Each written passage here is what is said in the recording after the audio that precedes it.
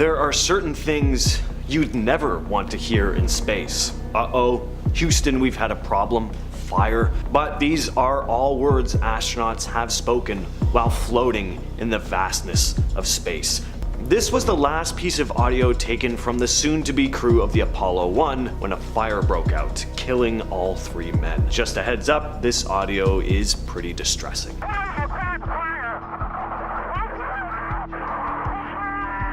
On January 27, 1967, the soon-to-be crew of the Apollo 1, Ed White, Roger Chaffee, and Gus Grissom were in the middle of a launch simulation. But things went terribly wrong, all thanks to an exposed wire. This test was crucial for preparing for their upcoming mission. They were fully suited up, strapped in, running through their checklist when Grissom noticed a strange smell. There was a brief hold in the countdown, but they couldn't pinpoint the source. They resumed their countdown, but just a few minutes later, a fire broke out. The astronauts' frantic voices were heard over the comm. Ed White yelled, "Fire!" Now, because of the design of the command module and the pure oxygen atmosphere, the flames spread incredibly fast. Ground crews rushed to help, but the thick smoke and toxic gases made it nearly impossible to reach the crew. It took several hours to recover their bodies, which were trapped in the melted materials. Uh-oh.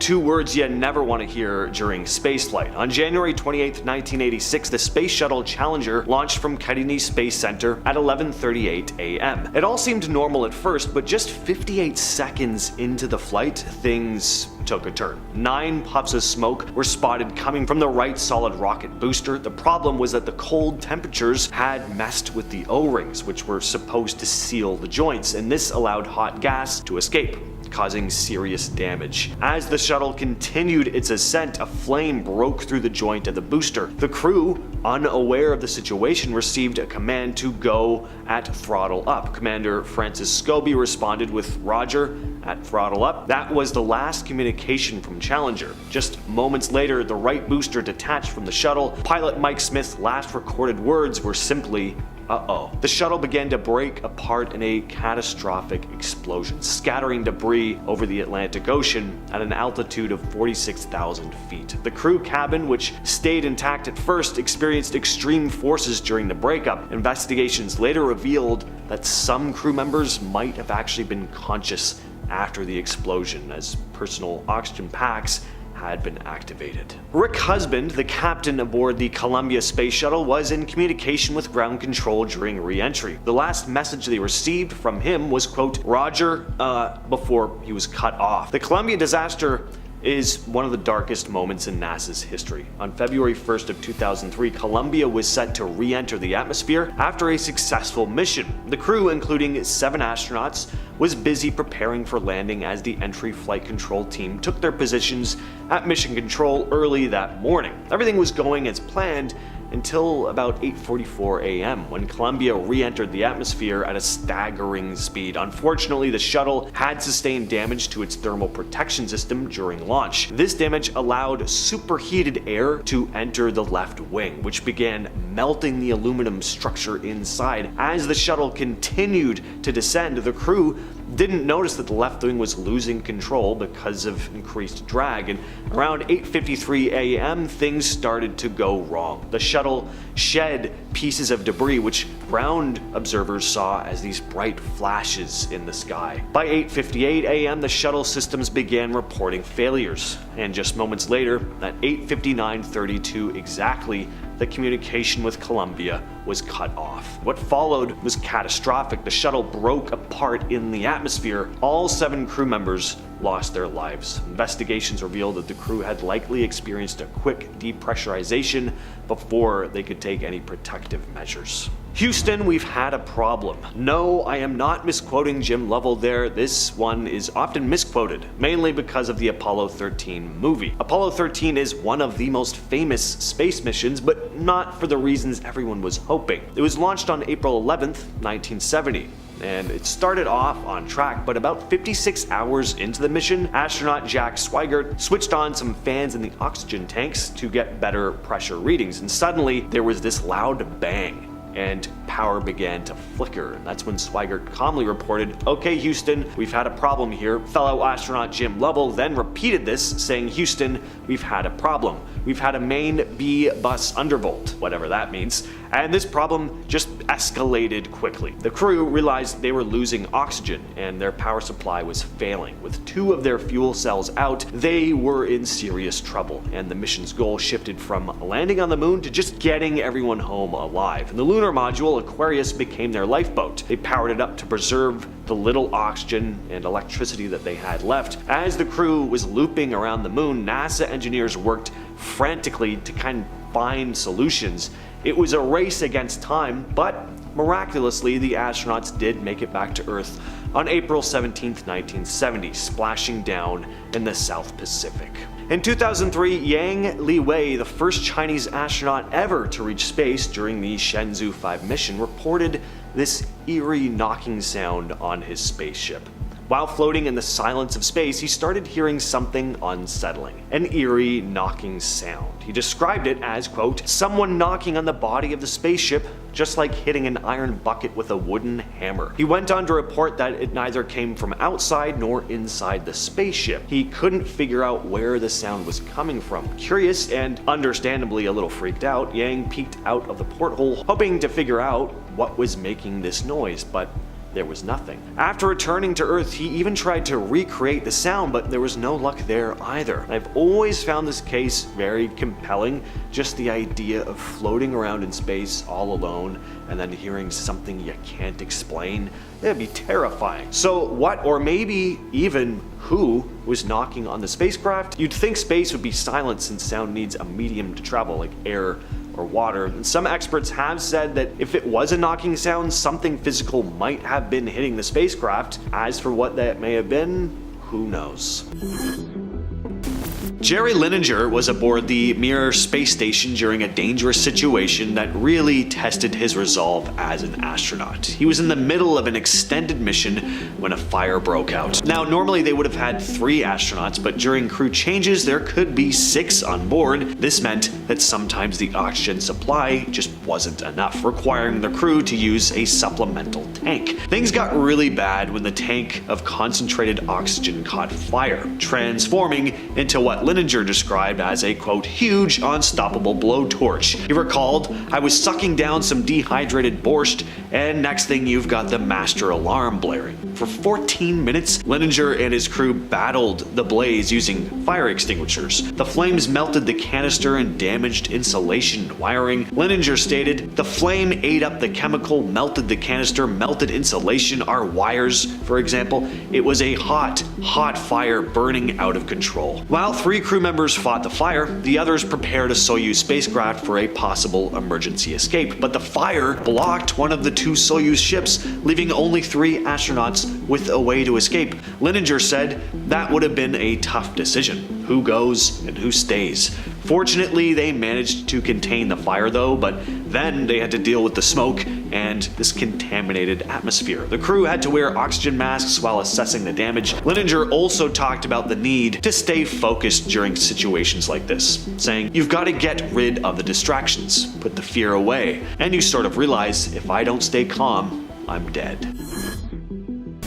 So this is a pretty wild story. Son Yeon-yi, the first Korean in space, experienced a terrifying return from the International Space Station in 2008. After a successful mission, she boarded the Russian Soyuz spacecraft to head back to Earth. But things quickly went wrong. Problems with the detachment caused the spacecraft to follow an unsafe trajectory. The onboard computers switched to a ballistic reentry, a backup method that relies on atmospheric drag to slow down the craft. This resulted in a steep, fast, and hot descent. When they finally landed, Soyuz expected to see recovery helicopters and a team ready to assist them. Instead, she said, when we landed, there was nobody around us. This left the crew in a pretty bad spot. They just spent all this time in zero gravity, and now they had to deal with the overwhelming force of Earth's gravity, and they literally had to crawl out of the craft. But soon, some local Kazakhstani nomadic herders came across them, and they were pretty shocked. They had no knowledge of astronauts or space travel, so it would have been a pretty weird sight. The astronauts asked if they had a cell phone. They didn't. So eventually they went back into the Soyuz to use GPS and a satellite phone to contact the Russian Space Agency.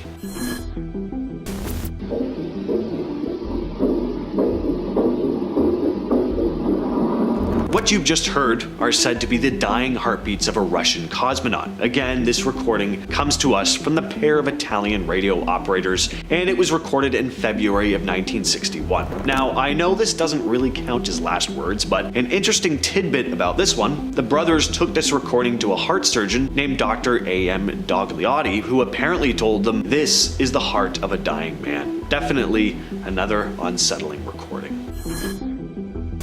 The last transmission picked up by the Giudica Cordiglia brothers is a supposed SOS message. This one was recorded on November 28th of 1960. The message apparently says, "SOS to the entire world." The story goes that it came from a moving space vehicle and was repeated 3 times. Take a listen.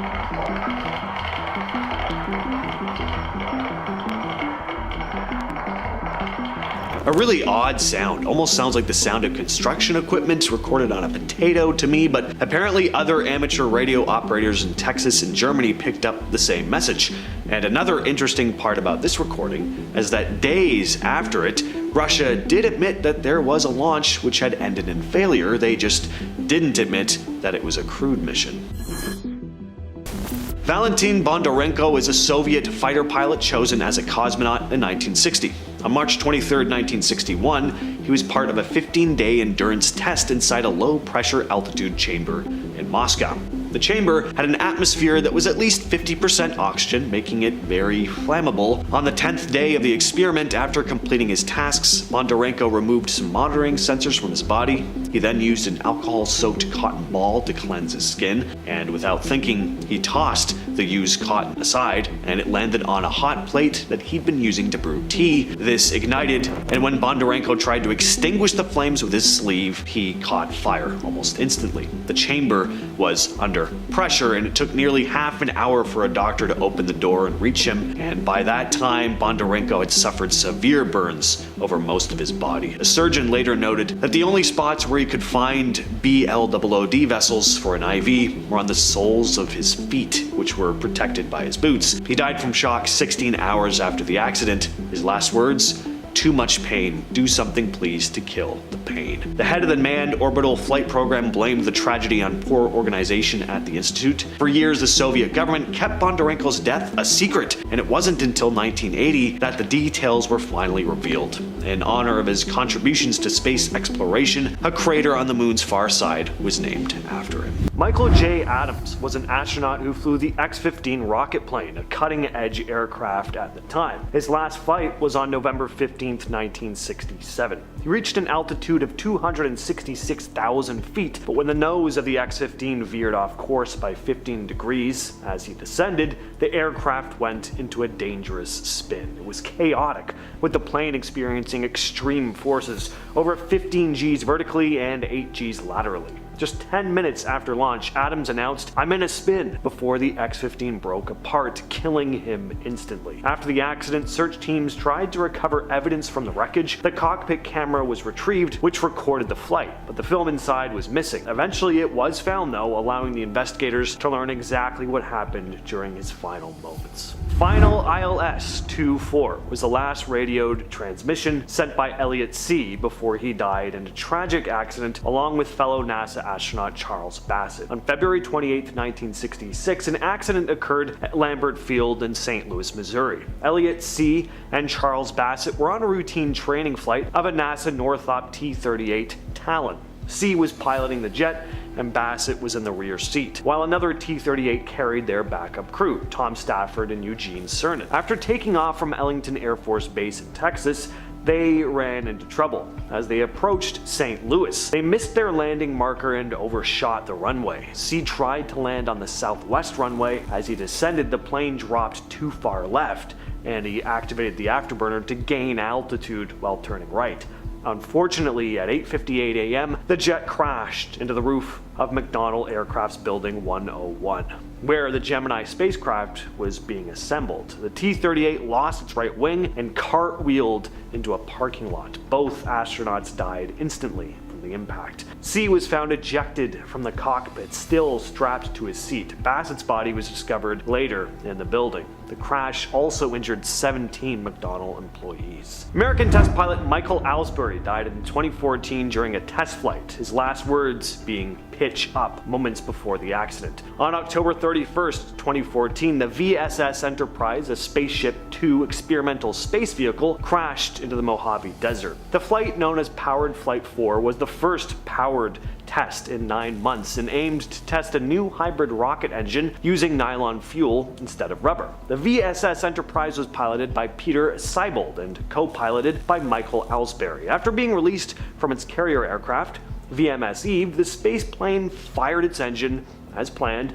Just 11 seconds into the flight, though, the Enterprise broke apart, creating a massive debris field stretching 35 miles. Witnesses reported seeing a parachute before the crash. Tragically, Aylesbury was killed in the incident, while Seibold survived with serious injuries and was transported to a nearby hospital. Seibold managed to escape the wreckage and was parachuted to safety. It was a rare given the circumstances. He reported that the aircraft broke apart around him, but his parachute deployed automatically after he unbuckled his seat. In 1966, during the Gemini 8 mission, David Scott radioed to ground control after a seemingly successful dock, stating, quote, "Flight, we are docked. Yes, it's really a smoothie." Little did he and Neil Armstrong know that things were about to be the exact opposite of smooth. Gemini 8 was launched on March 16, 1966. It was going to be a historic flight, the first ever docking in space, where the Gemini spacecraft would link up with an Agena target vehicle. The plan was for astronauts David Scott and Neil Armstrong to spend 3 days in space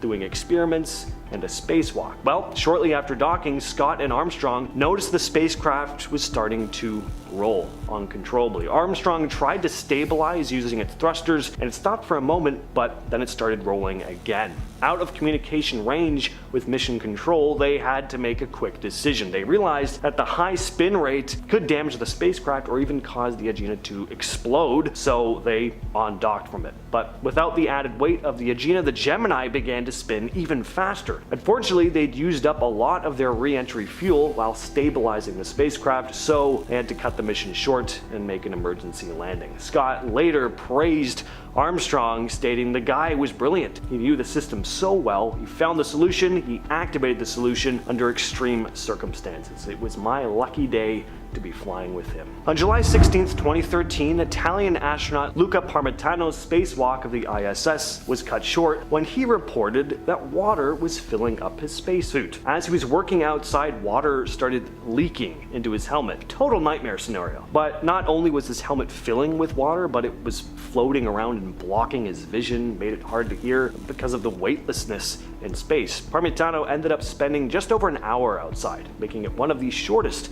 spacewalks in ISS history. He later said, "I started going back to the airlock and the water kept trickling. It completely covered my eyes and my nose. It was really hard to see. I couldn't hear anything. It was really hard to communicate. I went back using just memory, basically going back to the airlock until I found it." Fortunately, he made it back inside the ISS safely, but the experience, understandably, left him pretty shaken. Charles Conrad famously described the Apollo "Thank you. Tell everyone it happened." This was the last garbled message sent by astronaut Vladimir Komarov, who perished during the Soyuz 1 mission. On April 23, 1967, the Soviet Soyuz spacecraft was launched, carrying cosmonaut Vladimir Komarov. Things went wrong almost immediately. One of the solar panels failed to unfold, which meant there wasn't enough power for the spacecraft systems. By the time the capsule had completed 13 orbits, the automatic stabilization system was completely out, leaving the manual controls only partially working. And meanwhile, the crew of the Soyuz 2 was preparing for a rescue mission, planning to fix the solar panel, but thunderstorms at the launch site forced them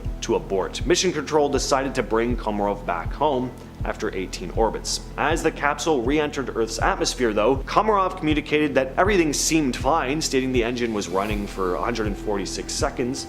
"Everything is going fine," quote. But then the main parachute failed to deploy. Komarov tried to activate a reserve chute, but that got tangled. The descent module crashed down at around 140 kilometers per hour. Rescue teams arrived to find the capsule on its side, engulfed in flames, with molten metal dripping from it. It was clear that Komarov did not survive. They're on the moon watching us. These words were supposedly spoken by Neil Armstrong during his walk on the moon. Neil Armstrong made history when he walked on the moon. Of course, there are loads of conspiracy theories surrounding the moonwalk now, but here's one I hadn't ever heard of until today. After Armstrong landed, NASA supposedly lost transmission for about 2 minutes, and during this blackout, Armstrong allegedly sent a secret message saying, "These babies were huge, sir, enormous. Oh God, you wouldn't believe it. I'm telling you, there are other spacecraft out here lined up on the far side of the crater's edge.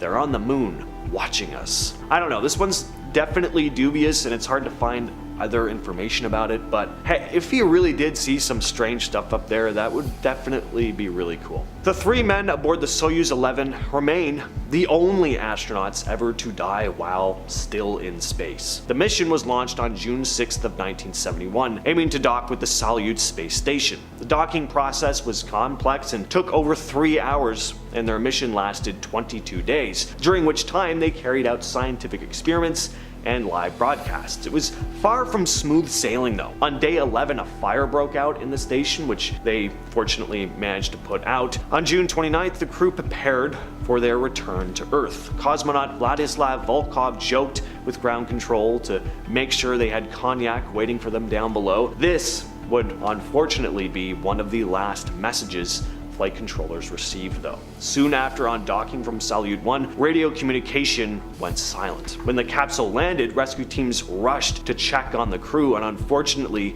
they found all 3 cosmonauts, Georgy Dobrovolsky, Viktor Patsayev, and Vladislav Volkov, dead in their seats. It turned out that a ventilation valve had opened during the separation, causing a rapid loss of cabin pressure. This was fatal in less than a minute. The autopsies revealed that they died from asphyxiation and hemorrhaging caused by the vacuum environment. You hear that?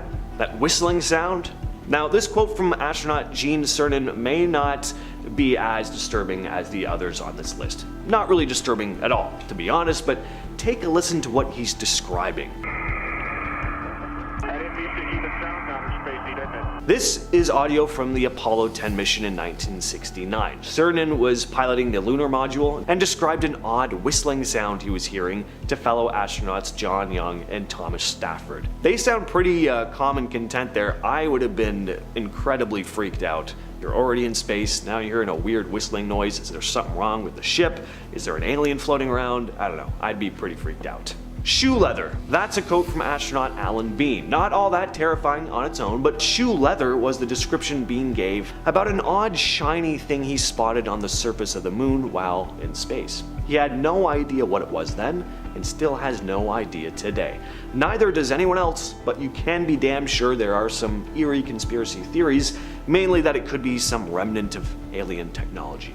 Are there more mundane explanations? Sure, but you're not really here for those now, are you? Now, this list has been pretty dark, so I thought I'd close out with another quote from Alan Bean, who passed away in 2018, but spent a lot of his final years painting and reminiscing about the incredible experiences he had as an astronaut. Alan Bean left something behind on the moon during the Apollo 12 mission in 1969. His silver astronaut lapel pin. In the years after the mission, he'd think about that pin often, saying, quote, "When I look at the moon at night, think about that pin up there, just as shiny as it ever was, and someday, maybe somebody will go pick it up." What you're about to hear is the supposed sound of a Russian cosmonaut taking some of his last breaths in space. Warning, this audio is pretty unsettling.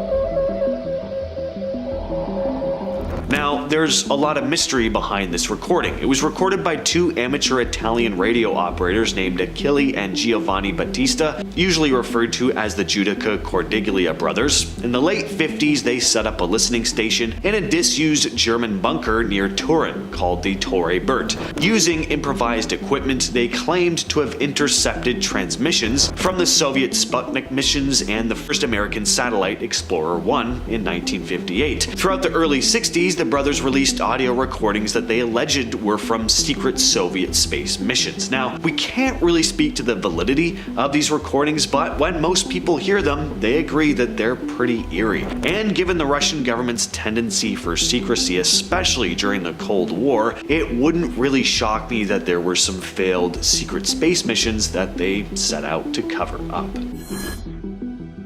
For the sake of my life, speak up, you fool. These are said to be some of the last words spoken by Soviet cosmonaut Vladimir Komarov as he plummeted to the ground during the doomed Soyuz 1 mission. Take a listen.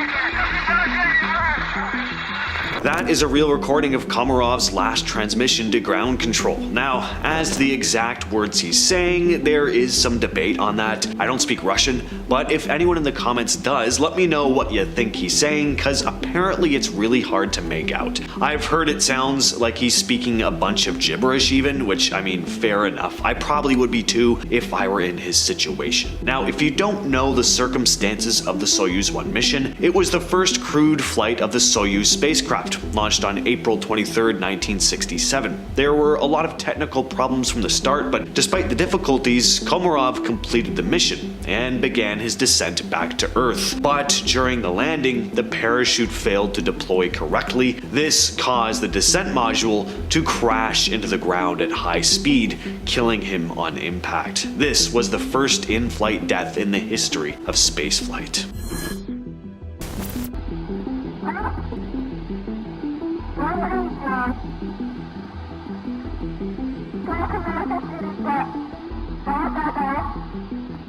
This is a piece from another radio transmission the Judica Cordiglia brothers supposedly picked up and recorded, again from a secret Russian space mission. And again, it's hard to make out exactly what the female cosmonaut is saying, even for those who speak Russian, but one possible translation of at least part of the recording is, "Isn't this dangerous? Talk to me. Our transmission begins now. I feel hot.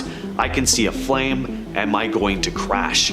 Now, some of these phrases are said to repeat, especially the "I feel hot" part. Again, if anyone here speaks Russian, let us know if you can make anything out. All I know is that if these recordings are real, these cosmonauts suffered incredibly terrifying deaths. Very brave people.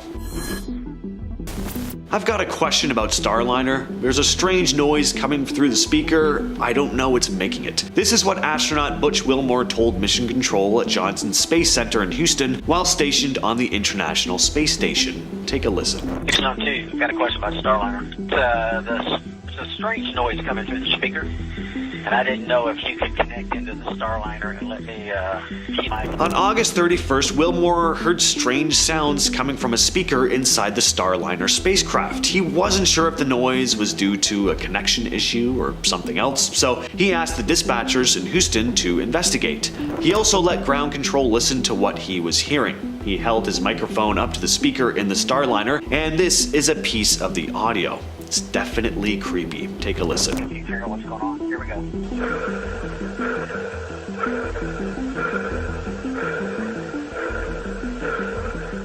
Experts on Earth weren't sure what the noise was at first, but they later figured that the issue was related to a component known as the hardline. While the Starliner was approaching the ISS, it communicated using a radio frequency system. After docking, the crew installed the hardline, which was apparently responsible for transmitting the eerie sounds Wilmore had heard. Up next, we have another recording picked up by our boys, the Judica Cordiglia bros. This one is apparently a pair of Russian cosmonauts pleading for help.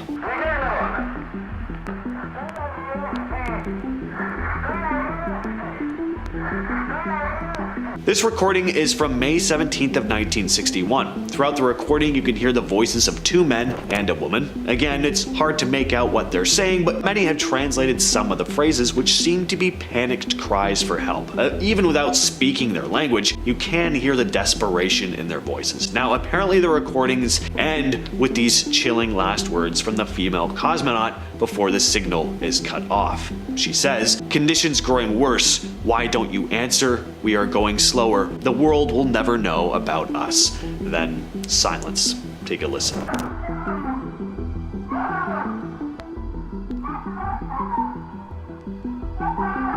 It's a creepy recording. You can hear the pain in her voice at one point, as if she's just given up. Now, apparently this transmission was also picked up in Alaska and Sweden. 12 mission as, quote, a small step for Neil, but a long one for me. And at no time was that more clear than when not one, but two lightning strikes hit the shuttle on takeoff. Terrifying. On November 14th, 1969, Apollo 12 launched from Kennedy Space Center at 11:22 a.m. Things were looking kinda ominous though. There were dark clouds overhead, heavy winds. I'd be uneasy getting on a plane in conditions like that, let alone a rocket heading to space. Just over 35 seconds into liftoff, the Saturn V rocket was struck by lightning, causing a voltage surge that knocked out all three fuel cells, leaving the spacecraft to run solely on its batteries, which weren't powerful enough for all the systems. And then a second lightning strike hit 52 seconds into takeoff, taking out what's called the 8-ball attitude indicator. They were worried that the lightning might have affected the command module's parachutes. It was too late to really do anything about it though, so they just kept that information from the crew. Luckily, in the end though, the parachutes deployed just fine,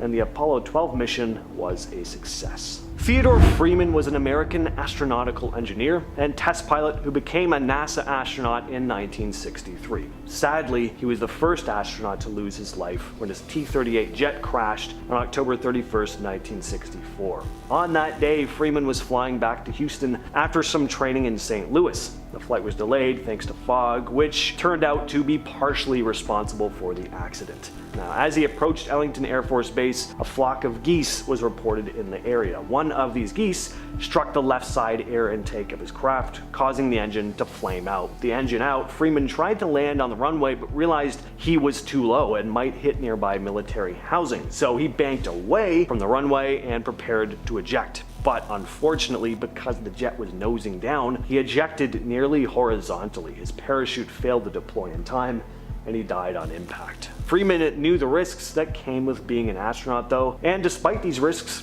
he was passionate for his work. To quote him, "We don't look on this as dangerous work. It's about the most fascinating job I could imagine. Too much pain. Do something please to kill the pain." These were the last words spoken by Valentin Bondarenko, a Soviet fighter pilot who was selected as a cosmonaut in 1960. March 23, 1961, he was on a 15-day endurance experiment inside a low-pressure altitude chamber in Moscow. The chamber had an atmosphere that was at least 50% oxygen, making it highly flammable. On the 10th day of this experiment, after finishing all his tasks for the day, Bondarenko removed some monitoring sensors from his body. Then he started using an alcohol-soaked cotton ball to clean his skin. He tossed it aside without thinking, and it happened to land on a hot plate he was using to brew tea. The cotton ignited, and when Bondarenko tried to put out the small fire with his sleeve, he caught on fire almost immediately. The chamber was under pressure, and it took nearly half an hour for a doctor to open the door to get to him. By the time help arrived though, Bondarenko had suffered severe burns over most of his body. He died from shock 16 hours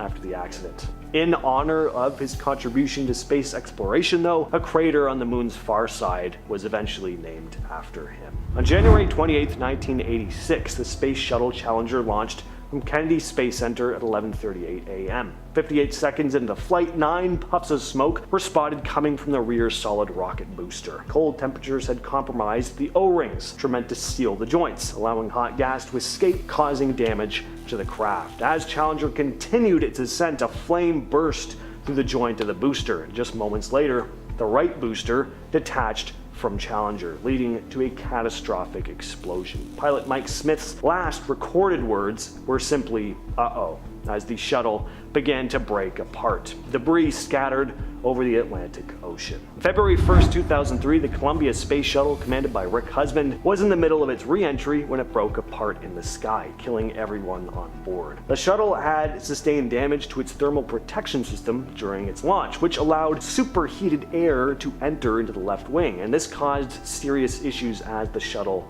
descended, leading to increased drag and loss of control. Around 8:53 a.m., the shuttle started shedding all this debris. By 8:58, the shuttle systems began reporting multiple failures. Just a minute later, communication with Columbia was abruptly lost. Rick Husband's last recorded words were a simple "Roger, before the connection cut off. Columbia broke apart in the atmosphere, resulting in the loss of all 7 crew.